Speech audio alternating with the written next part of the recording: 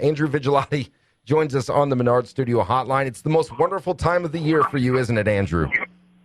It's a pretty good time indeed. How are you guys? We're doing well. Let's get into it because it's still very early in the season, and I understand that, and it's hard to put a ton of stock into some of the things that have transpired since the season got underway a week and a half or so ago. But I want to get your thoughts on what I didn't get a chance to tell you in our email exchanges. We have become a Chicago Cubs affiliate this season, and so we've been putting some focus on the Cubs, obviously, this year. And Jon Lester, namely, we talked about it as we started the show today. In his two starts so far this season, probably not exactly what Cubs management and what Cubs fans were looking for when you pay a guy $155 million over 7 years. How worried, in your opinion, do Cubs fans need to be about what they've seen out of Lester so far in these first two starts? I mean, obviously, when you switch leagues, that's one factor. I mean, obviously, you would say that the NL would be an easier transition than the American League. However, it's still a transition, and you're talking about, kind of facing different hitters, facing different approaches than what he's typically used to. And obviously the factor of, getting paid over $100 million definitely goes in there. There's maybe more of a pressure feel that he's never really experienced before. He's getting used to a new environment, new league, and all that. I think he'll be fine. It's way too early to kind of panic. Obviously, there's concern, but when you boil it down, I mean, wouldn't surprise me, May and June, he has an ERA under 2. So let's not go too crazy here. I think he'll be just fine. Well, and that's what we've kind of tried to preface it the best we could with the fact that he's only had 2 starts and the season is so very young. But Jimmy and I were talking before the show today, and it's easy for everybody to say, well, it's early in the season. But let's, if we fast forward to late August, early September, and you've got a team that is 1 game out of a wild card spot, you could go all the way back to the beginning of the season and go, well, if they would have won that opening day game, then maybe they wouldn't be in the situation they're in now. So, I mean, you can't just completely discount the early part of the season. I mean, all 162 games are important, but the first 5 games of the season, 6 games, and surely 2 starts, isn't going to be a, telling sign of what's going to happen the entire season. I mean, the Braves were pegged to, basically win 70 games this year, and they have the best record in the National League to start. So a lot of people will say, well, it's early in the season, expect the Braves to fall. So, it's just one of those things where, you could say that about any team, whether they're struggling or whether they're off to a hot start. So, it's too early in the season to really kind of gauge. I think once you get to the 40-game mark for teams and maybe 5-6 starts for a particular starting pitcher, then we can judge accurately what maybe his results will be for this season. Well, some bigger name pitchers around. Kershaw's struggling as well, but let's throw them out there. Lester, Wainwright, Kershaw, Strasburg, Scherzer. How many are 20-game winners this year? Okay, well, I think Kershaw can get to 20 because obviously the Dodgers are a great team. And, of course, 1-2 starts for Kershaw, struggling. Come on now. We know he is the best pitcher in the game when everything is on point. And I think he could get to 20, obviously depending on run support. Honestly, I don't really see any other pitcher getting to 20 wins this year. I think when it comes down to it, we're going to see some bullpens screw it up potentially down the road this year. And I think we're going to see some of these guys hit maybe 15 to 17 wins. But it's hard to get to 20 wins. I mean, you take it kind of for granted sometimes, but I really don't see anybody but Clayton Kershaw really getting to 20 wins. I think they'll hit maybe 15 to 17. I don't see a big-time 20-game. I don't see 2, 3, or 4 20-game winners like we've had in previous seasons. Andrew Vigliotti from OutsidePitchMLB.com joining us on the Menard Studio Hotline. It's Ford and O'Brien, ESPN Evansville 105.3, and online, ESPNEvansville.com. The Kansas City Royals, and correct me if I'm wrong there, Andrew, they are the only undefeated team left in Major League Baseball, if that's correct. Are you surprised by that, or do you think they're maybe playing with somewhat of a chip on their shoulder, thinking that the overwhelming thought by the majority of people is that last year was maybe some kind of a fluke? Well, I think think I'm a little surprised just because obviously the loss of James Shields hurts their rotation, and I believe Giordano Ventura was banged up a little bit as well, and he's kind of taken that ace-like role to the team. And obviously when you have a young guy like that kind of taking over as the ace, if you will, there's good things and there's a lot of upside, but there could be some downside as well, with some growing pains. But, this team is pretty similar to last year. They have kind of a chip to prove. This team before last year didn't make the playoffs for almost 30 years, and they want to prove that last year wasn't a fluke. So I'm not surprised at all that maybe I'm surprised they're 7-0, but I'm not surprised that they're competing this year. I think they're going to be a team similar. I go back to the Braves because that's the team I follow the most of.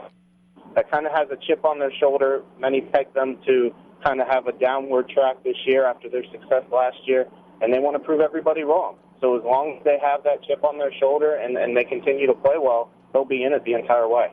Well, Alex Rodriguez returns to the game after being out for a year. He's welcomed with open arms by Yankees fans. He's doing well in New York at the plate. But now the deal comes up when Barry Bonds steps out and says that they need to celebrate a little more than they are with A-Rod closing in on tying Willie Mays. We were talking about this a little bit earlier, and I want to get your thoughts on it because you are a traditional die-hard baseball fan. I know when they were talking about changing some rules, you weren't happy, so don't touch it. Leave it the way it is. What do you feel about these records that get tied or beaten after somebody has been proven to have cheated? In my opinion, how do you feel about that? Should they be celebrated, or should everything stop? I think it's like the old adage, right? You're innocent until proven guilty. And for A-Rod, he's obviously been proven guilty, and he's lied on multiple occasions, and he's brought a lot of people down with him. I kind of think of him as the Lance Armstrong of baseball, if you will, over a longer period of time, obviously. So to me, I don't think it should be celebrated. I mean, I've always had the stance of, you should be in the Hall of Fame anyways with your numbers. Even if you have taken steroids, you just kind of get the asterisks and you kind of talk about what happened throughout your career. I think A-Rod would have been a great player even without the steroids. But even with the steroids, not necessarily because he took steroids, it's more the fact that he lied about it on multiple occasions, and he took a lot of people down with him. I don't think it should be celebrated. I think it's a hollow moment, really, when you compare it to what's happened, in the past with Barry Bonds. And, of course, the great players in this game who have presumably done it clean, like Hank Aaron and Babe Ruth and Willie Mays and whatnot. So, well, Babe had a lot of whiskey, I think, but other than that, maybe it's never enhanced my performance. Yeah, cigarettes and whiskey. That's what Babe lived on, I think. But no, they, and then on the flip side, the $6 million bonus that he'll get if he ties Willie Mays, and now the Yankees have kind of come out basically and said we don't want to pay that if he hits it because of his lying and the things that have come about. But if that's not written in his contract some way or however it would be written on it, if you cheated or if you're proven to have done something illegal, whatever, they got to pay him, right? You would think so. And obviously the Yankees, I'm sure, are finding many, many legal avenues to try to explore to not be able to pay that. But at this point, it's written in the contract that he gets $6 million if he gets the 660-plus home runs. So it sucks for the Yankees, but at this point, they've brought him back with open arms. They have him in the lineup, and he's playing.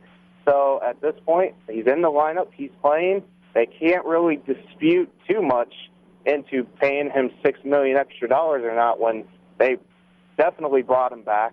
He's in the lineup every day or almost every day, and he's producing for them.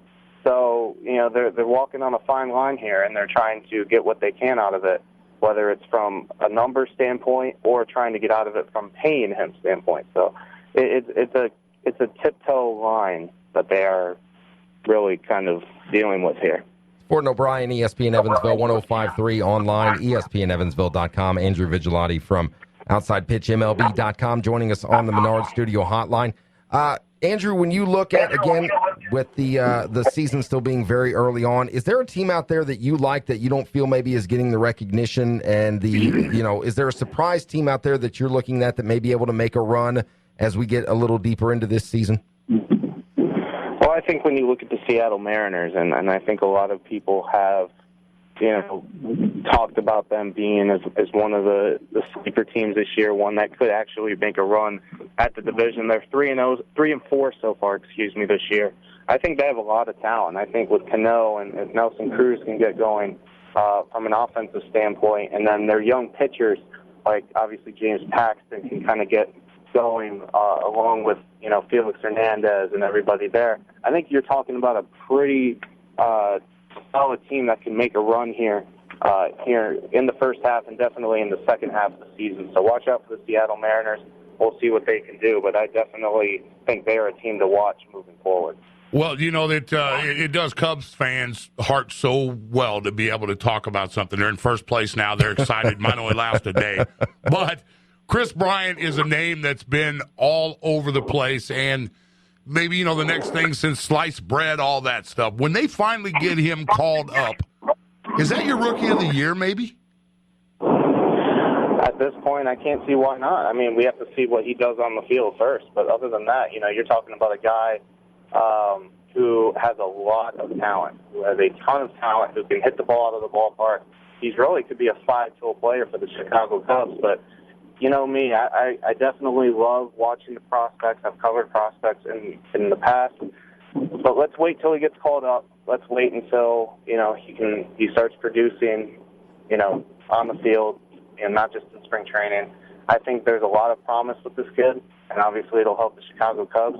We're just all eager for him to come up. And I definitely support what the Chicago Cubs are doing from a business standpoint. I mean, if you can get him another year, it doesn't sound good. It doesn't sound right, from a moral perspective, but from a business standpoint, which I'm very, aware and keen of, you have to do what you have to do. And I think they'll be just fine, and I think Chris Bryant will be just fine, and he can put up some ridiculous numbers this year, even as a rookie. Well, there's a lot of season left to go, Andrew. I know we'll be in touch and base with you throughout the season. Andrew Vigliotti from OutsidePitchMLB.com joining us on the Menard Studio Hotline. Thanks for the time, Andrew. Enjoy the games, and we'll talk again soon. Appreciate it, guys. Thank you very much. All right, take care.